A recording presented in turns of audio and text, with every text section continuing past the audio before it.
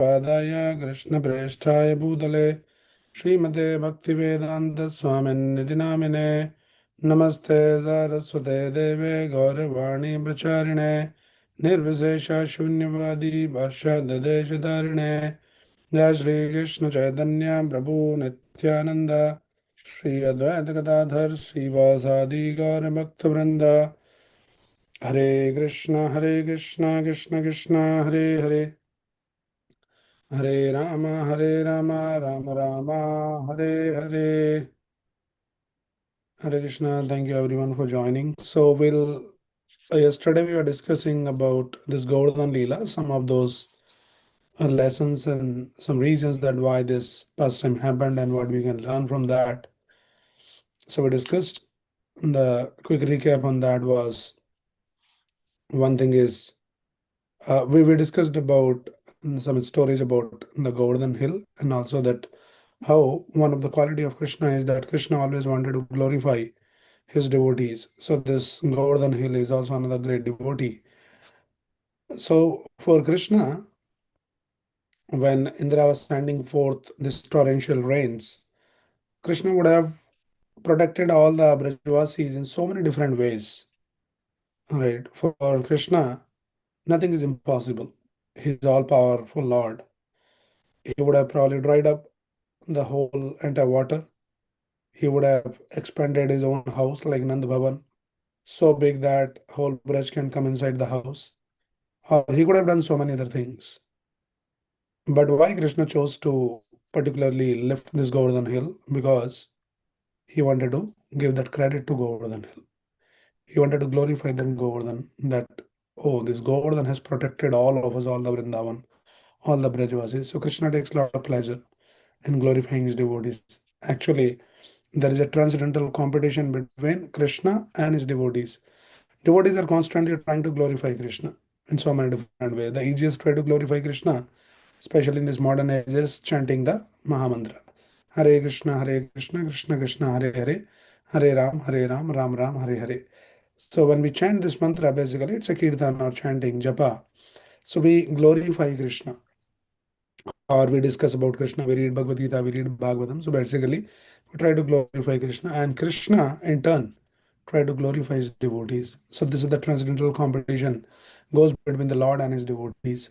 So that's the reason that Krishna decided to lift this Govardhan hill, and that is how he chose to protect all the devotees, all the Brajvasis in Vrindavan. So we saw that.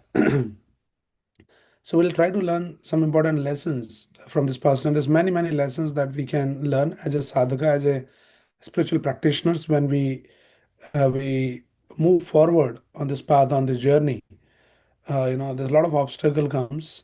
There's some gross obstacles. There's some subtle obstacles on the path of bhakti, on the path of progress.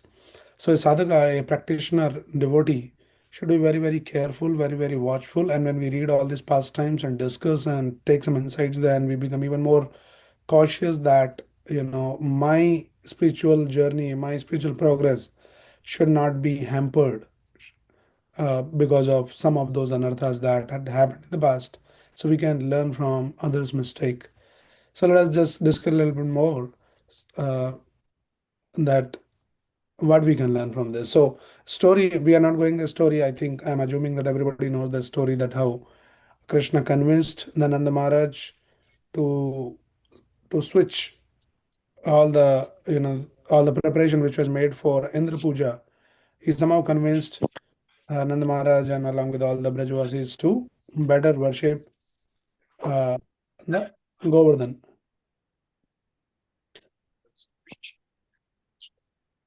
Sorry, one second. There's something. Yeah. Yeah. So, and then Indra got offended. So, one thing is, we can learn that this is the nature of this, the power. The ego is like that. If somebody is not very careful, see, Indra was given that position as a Indra by Krishna only. But sometimes, if somebody is not very careful, then they might become puffed up because they receive a lot of respects, a lot of worship, puja, pratishtha, labh. So the nature is when somebody try to do the seva, uh, and somebody try to progress on the spiritual path, all these things will come. People will glorify, people will appreciate, people will say, oh, you are such a great devotee, you are so nice, you are so wonderful, and all of that. But a devotee should remain always humble and grounded and remember that whatever I am able to do, my skills, my abilities, or uh, my achievements on the spiritual path, uh, it is all Krishna's grace, Krishna's blessings. So people would come and glorify. One should not take it very seriously onto the heart that, oh, looks like I'm such an important person here. I'm such an important devotee here. Everybody is just glorifying me. Everybody is talking me. Practically, they're worshiping me. I'm such an important person. This is the pride. So this Indra fell in trap of this, the ego trap, when he was receiving so much of worship for many, many years. And then suddenly Krishna stopped that worship.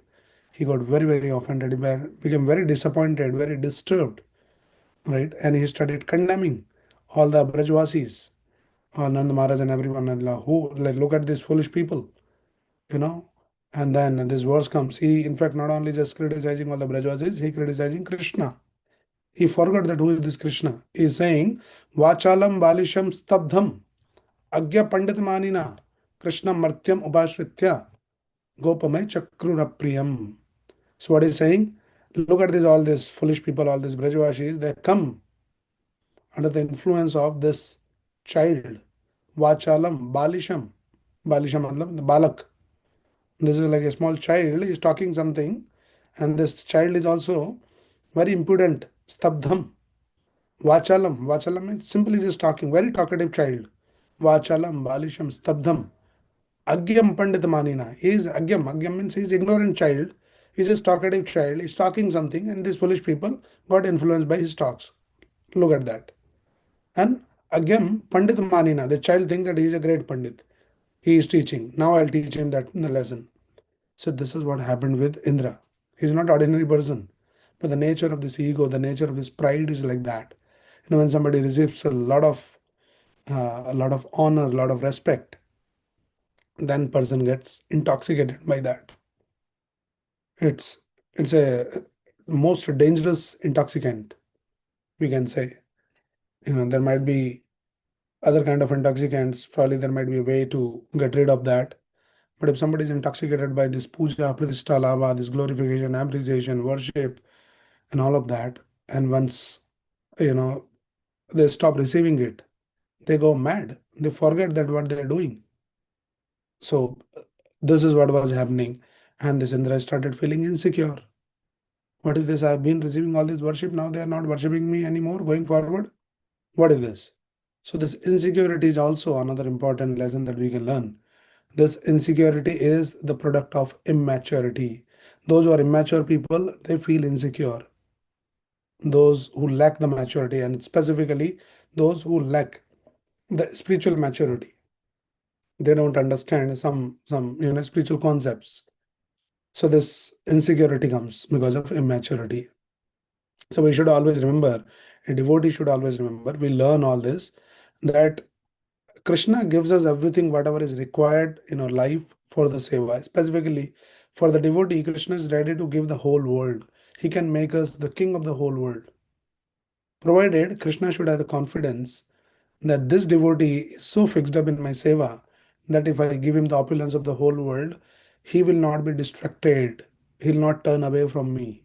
He will rather utilize all the resources, all the opulences in my seva. When Krishna has that kind of confidence in any devotee, he can give us whatever we need. Right? Krishna is like a very protective father. So sometimes he consciously hold back. He doesn't give certain things because he understands that this devotee is still not very fixed up in devotional service. If I give him little more material opulences, he might get a little swayed away by all of those things. So let me just hold it back. When the right time comes, when he becomes more spiritually mature, then I should release. So a devotee always remembers that whatever Krishna gives us whatever is required for the seva. He gives us the power, the influence, the resources, everything Krishna gives. Devotee should not start thinking, oh, look at that. Before me, it was not working out. But since I came, I took up this service, I took up this seva, and I had taken it to the next level. I'm so special. And people will also come and say the same thing. And we start believing that. And that is a big trap. So we had to be very, very careful. These are all very subtle traps. When all this glorification, appreciation, puja pratishtha comes, and if devotee is not mature enough, is not fixed up in the devotional service nicely, his consciousness is not good, then he might fall in the trap. So uh, that is why it is very important that if something comes, we know that Krishna just blessed me with all of that. It should be utilized in the service of Krishna. One should not become hungry for this power, for the worship, for the appreciation, for the glorification, for the recognition. These are all traps. Then our spiritual progress checks there only. Right. So Krishna gives, we should always remember the way Krishna gives, Krishna can immediately take away everything in no time. It takes just no time for Krishna to take away everything. And if it is taken away also, devotee is not disturbed. Because devotee understand that Krishna gave me this because maybe it was required for my seva. Now Krishna has taken away all that. It means two things only. Either I don't deserve it or I don't need it. We may deserve, but we may not need it for the seva. So Krishna says, okay, I'll take it away. So devotee is not disturbed in any situation when he receives a lot of all those things. He remain very grounded, very humble.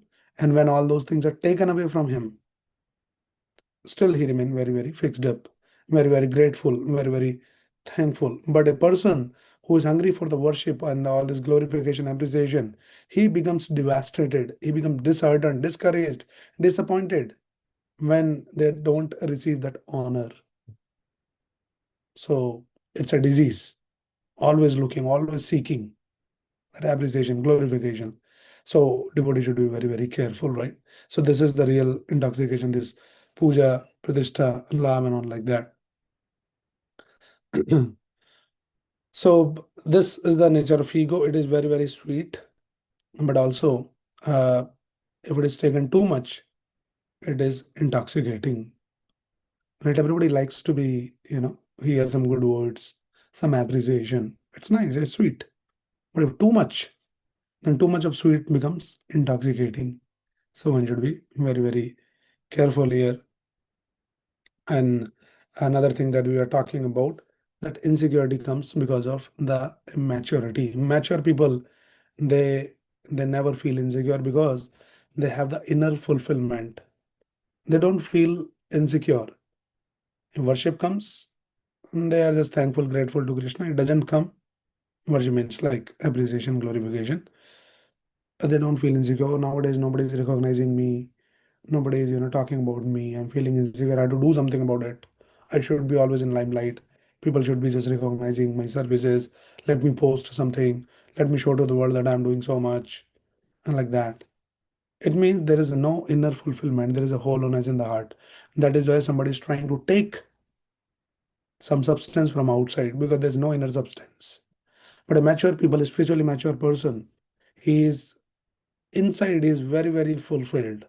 He can remain in very simple settings, very humbly, without any what do you say, social recognition, any conformity, and all of those things. He can very happily because he is very, very clear about one thing, and we all should aspire to develop this concept and this consciousness that opportunity to render service to Krishna is the greatest benediction. Any kind of seva. If I am given some seva to Krishna, that is the greatest blessing.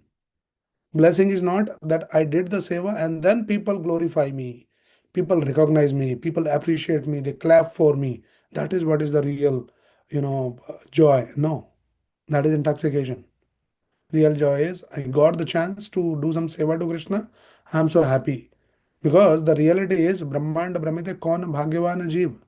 You go to the entire universe, entire creation, there are hardly very few rare souls in the entire creation who has got this seed of bhakti, the chance of this rendering the seva. So this very opportunity to render the service is the greatest benediction that one can have in the entire cosmic manifestation. This seva opportunity is not available even for the great demigods, big devtas. They're waiting. Lakshmi Shahastra Satasambram Sevyamanam. The thousands of Lakshmis are waiting, standing in the queue, waiting for their turn to do some seva. We can imagine if that seva opportunity comes to do something for Krishna. It can be done in whatever way we can do.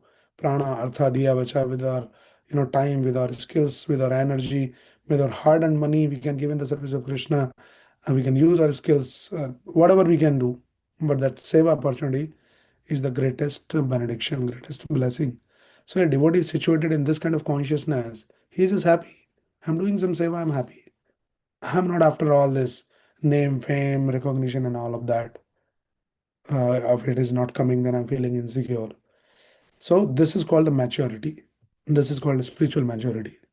And we have to very, very consciously keep contemplating, keep hearing, keep discussing all of those things. These are all finer nuances of spiritual life. Spiritual life is not about just grossly doing the things, but we should become more and more refined in our understanding about all these subtle aspects. So one should not look for this recognition in service, but we should always look for the participation in service. How can I participate in the seva? Recognition, I don't want. It comes, I offer it to Krishna. That Krishna, you are so kind. First, you have given me the seva. On top of that, you are giving me some recognition also. I don't deserve it. It is for you. You are so kind. You are so compassionate that you are considering the person like me, who is worth nothing, and you are still allowing me to do some seva. Such a great benediction. What is my credit in this? So devotee is always grounded in this understanding, and he remains very humble like that. Right. So it is very, very important that whenever we do the seva, first of all, we understand seva is the greatest benediction. And another thing is, in the seva, we should always remember that three things. One is seva, one is sevak. Sevak means the one who is doing the seva. Seva, sevak, and the third item is sevya. Sevya means to whom you are doing the seva. So the sevya is Krishna, and there is a seva to Krishna, and there is a sevak of Krishna. So in this three, the most important item is sevya. Seva is second, and the third is the sevak. Sevak is not at all important, but unfortunately, if we are not situated in the right consciousness, then sevak becomes the top. Oh, I am the sevak, I am important person, I am doing this seva. And this seva is important because this seva I am doing. Where is Krishna? Sevya is missing only. Gayab. So this kind of service, this kind of seva is not the seva. This is just boosting the ego. So we should always keep the Sevya, which is Krishna, whom we are doing the seva. That should be on the top. And Sevak should be at the last, somewhere hiding behind. Prabhupada teaches us by his personal example. Prabhupada never came in forefront. He always kept Krishna in front. He never, kind of put himself in the forefront. Later, after Prabhupada's disappearance, disciples of Srila Prabhupada, because this is the duty of the disciple, the Sishya, to glorify their Guru. So the devotees glorified Prabhupada so much. But Prabhupada never took that limelight. He was always in the background. Hare Krishna movement, it became world famous. Not like everybody knew the Swami Prabhupada, Bhaktivedanta Swami Prabhupada, but practically whole world knew the Hare Krishna movement. That is important. Sevak is somewhere in the background, behind the curtain. That is what is the real attitude of service. So we can learn all these kind of wonderful lessons, wonderful insights from these pastimes. So here we are seeing that this Indra, he got trapped into all of those things that, oh, I'm not being worshipped. And what is this? This Vachalam Balisham, Agyam Pandit Manina. Who this foolish talkative boy? Let me just show them my power like that. So yeah, we will talk more about this. So these are some of the thoughts, some of the lessons that we can learn from this past time. There's many more lessons. Probably we'll see that.